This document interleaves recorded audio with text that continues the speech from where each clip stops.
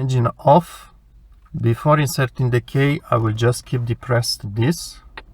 Now it's depressed. I will put the key in position 2. It's writing on the barrel, pause 2, without starting the engine. So right into position 2. I wait for this triangle to flash and I will release quickly I'm releasing it. I'm turning off the engine. So let's see if it worked.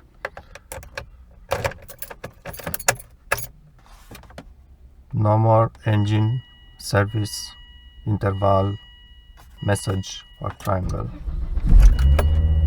Voila. There are few variations of people saying you need to switch to this, press then, and so and so. I think this works on the spot. I tried this on the camera the first time now, and it worked the very first time. I didn't have to try several times.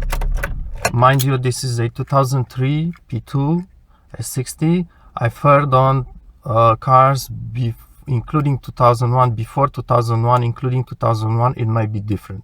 I'm not aware of that. That's not my year car. Thanks for watching.